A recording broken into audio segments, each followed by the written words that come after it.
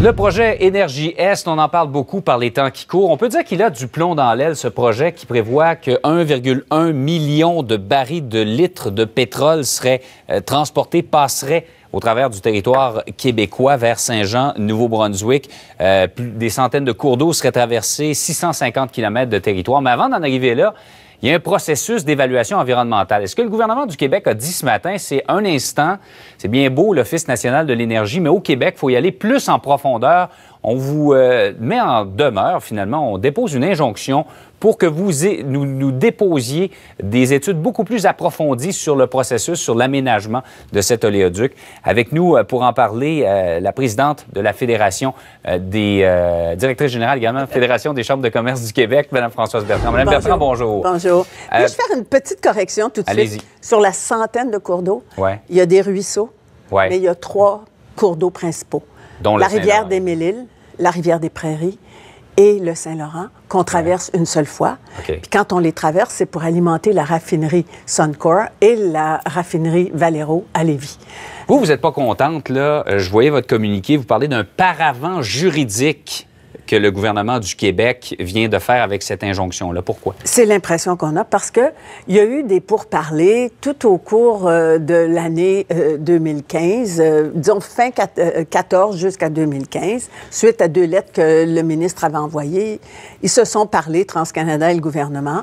En juin 2015, le gouvernement dit « Nous allons faire un BAP dit générique, qui est un BAP, en effet, pas aussi complet, c'est selon un article 6, qui est moins complet que le BAP, là, maintenant, auquel on fait référence. Le BAP, c'est pour l'évaluation environnementale. Voilà, parce que c'était pour être greffé à toute l'analyse qui se ferait à l'Office national de l'énergie, parce qu'ici, c'est pas un projet strictement québécois, c'est un projet n'était strictement que québécois, peu importe l'Office national de l'énergie, peu importe que ça traverse plusieurs provinces, bien que le premier ministre Couillard, avec Mme Wynne, première ministre de l'Ontario, avait dit il y a un certain temps, vous vous rappellerez, après qu'il y avait eu une rencontre des 2 cabinets, il s'était dit, voici nos 7 conditions. Puis là, tout à coup, tout est changé. Le BAP générique devait commencer lundi prochain, le 7 mars. Là, tout à coup, à la dernière minute, injonction, c'est vrai qu'on s'en va à une conférence fédérale provinciale avec l'environnement. On sait l'importance pour le gouvernement de l'environnement d'être champion. D'accord. Est-ce que j'ai un peu de stratégie là-dedans aussi avec le... On peut se poser, mais ce que je veux dire, puis que la Fédération déplore, c'est le fait que pour les entreprises, le processus n'est plus le même. Il y avait pour eux le BAP générique à partir du 7 mars.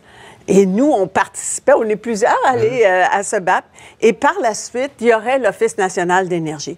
Là, on peut bien aller au BAP générique, mais de toute façon, il faudra faire un autre BAP. Alors, c'est pas la peine. Alors, il y a quelque part où le gouvernement a changé d'avis en cours de route.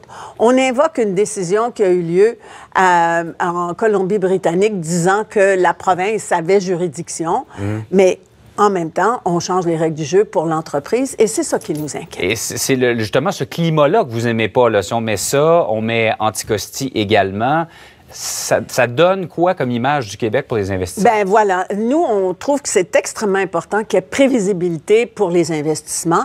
C'est l'entreprise comme telle, mais ce sont ses actionnaires, ce sont ses investisseurs. Et quel message fait-on, que ce soit sur Bay Street, que ce soit sur Wall Street, que ce soit sur toutes les rues financières au monde?